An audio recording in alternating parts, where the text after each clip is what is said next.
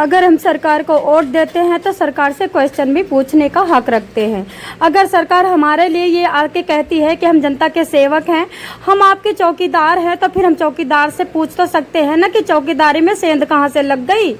बताना चाहूँगी, जब से ये महिला यहाँ पे इंटर किया है, इनलीगली इंटर करने के बाद कितने जासूस, ये तो बात सच है कि सरकार डेडिकेटेड है। सरकार इस महिला के बाद आने के बाद काफ़ी डेडिकेटेड है और वो देख रही है, उसकी निगरानी में भारत देश के सारे बॉर्डर हैं। लेकिन मैं पूछना चाहूँगी, सबसे पहले हिंदू धर्म के लोग जो हिंदू सनातनी कह के बहन बेटियों को गाली देते हैं, बहनों को बुढ़िया खूसड़ लंगड़ी लूली कहते हैं, मैं पूछती हूँ तुमसे, ये गुजरात के एटीएस ने पाकिस्तानी जासूस सहदेव सिंह को पकड़ लिया है, गिरफ्तार किया है। बताइए ये सहदेव सिंह कौन है? लंगड़ा लूला नहीं है, काना नहीं है, बूढ़ा नहीं है, खूसर नहीं, इसको तो तुम गाली नहीं निकाल रहे हो। लेकिन कोई औरत अगर लाइव में आकर के बैठ जाती है और सरकार से कहती है कि प्लीज़ कानून को चेंज किया जाए, तो तुम 20 से 25 गाली 1 सेकंड में दे के चले जाते हो। जी बिल्कुल। क्राइम न्यूज़ दिल्ली से सोनी सिंह आप सबका स्वागत करती हैं। बताना चाहूँगी कि जब से सीमा हैदर इंटर्ड की है यहाँ पे जो प्यार मोहब्बत धर्म चेंज करने का खेल, तो साथियों गुजरात का सहदेव सिंह हिंदू धर्म का सनातनी नहीं था क्या? यहीं पे कोई मुस्लिम होता तो यहाँ पे इतना ज़्यादा इसको टॉर्चर किया जाता, इसको सज़ा भी होती और इस पर काफ़ी सारी वीडियो भी बनती। मैं मुस्लिम के पक्ष में कतई नहीं हूँ, अगर कोई कहे तो मैं सिर्फ दलित के पक्ष में हूँ। हमारे देश के बहुजन समाज पार्टी, या मान के चलो बहुजन या फिर दलित या फिर आप वाल्मीकि समाज, यूँ कह सकते हैं वाल्मीकि समाज, उनके साथ हम पुरजोर फुल सपोर्ट में हैं। हम उनका सपोर्ट खुले रोड पे और खुले तौर पे करते हैं, क्योंकि उन लोगों ने जो टॉर्चरिंग, जो दुख, धोखा, मार काट भारत के द्वारा, ठाकुरों के द्वारा पाया है, वो कतई दयनीय है, बर्दाश्त नहीं है। जैसा कि आपने सुना होगा कि दलित की औरतें, वाल्मीकि समाज की औरतों को स्तन नहीं ढकने दिया जाता था, स्तन टैक्स लगता था। जितने बड़े टैक्स स्तन होते थे उतना टैक्स, मतलब बड़ा दरिंदगी किया गया इस समाज से। तो हमें ऐसा लगता है कि इस समाज में बहुत दर्द है। इस समाज के लिए मेरे को बोलने का मतलब, मुझे लगता है हर एक इंसान को बोलना चाहिए। अब दूसरा देखिए, आप एक एक करके जासूस गिनिए। आप पाकिस्तानी का ये ISI के जासूस रविंद्र कुमार, इसको एटीएस ने पकड़ा। पाकिस्तान की जासूसी करने वाला एक सुनील कुमार, इसको गिरफ्तार किया गया। कानपुर से पाकिस्तानी जासूस कुमार विकास गिरफ्तार किया गया। पाकिस्तान के लिए जासूस करने वाला गोरखपुर से राम सिंह गिरफ्तार किया गया। गुजरात एटीएस ने पाकिस्तान के लिए जासूसी कर रहे दीपेश मोहित को पकड़ा। ये कौन है? मुसलमान है कि हिंदू है? सनातन धर्म का चोला पहन करके बहन बेटियों की इज्जत लूट करके उनको ख़त्म कर देने वाला ये समाज कब सुधरेगा? मेरी समझ से बिल्कुल बाहर है। बताना चाहूँगी, दूसरा है पाकिस्तानी एजेंट प्रवीण मिश्रा, यानी खाटी पंडित, शास्त्रों को बेचने वाला, दारू मिर्गा घोटने वाला और अच्छी तरह से बहन बेटियों की इज्जत उतारने वाला।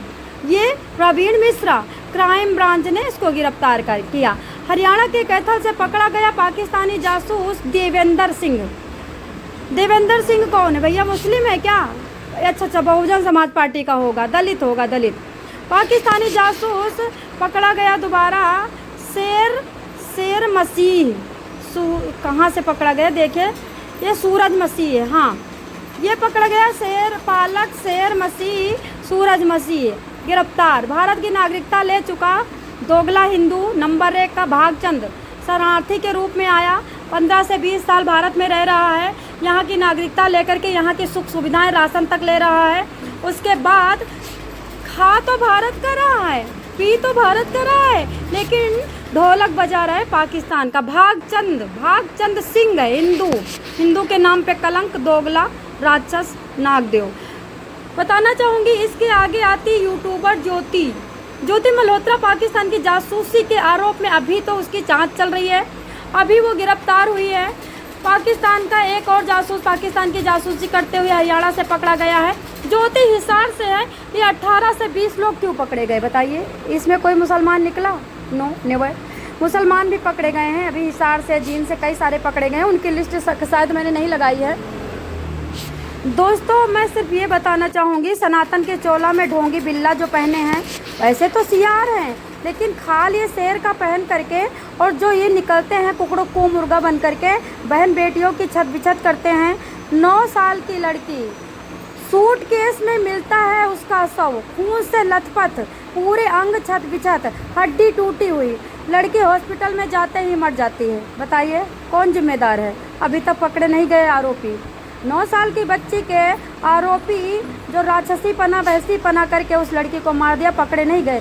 सुना होगा कि कानपुर के आलमबाग में कूड़ा बीनने वाला उन्नाव का एक परिवार जो कि मेट्रो स्टेशन के नीचे रहता था, उसकी 3 साल की बच्ची को उठाता है एक पानी सप्लाई करने वाला और भंडारा ऑर्गेनाइज करने वाला बंदा, उठाता है, लिफ्ट के पीछे ले जाता है, उसके साथ कुकर्म करता है, उसके सारे अंगों को छत बिछत मांस लटक रहा होता है, कुकर्म करके लड़की को मरा गला दबा करके छोड़ देता है। जब लड़की को होश आता है तो रोती है, बहुत रोती है। राहगीर ने पकड़ा उसको, उसके मम्मी पापा को हवाले किया, लेकिन एक खुशी की बात है कि उस आदमी को तुरंत की तुरंत ऑन द स्पॉट इनकाउंटर कर दिया गया। योगी जी ने यहाँ पे मतलब सतर्क बहुत अच्छा काम किया है, अच्छी बात है।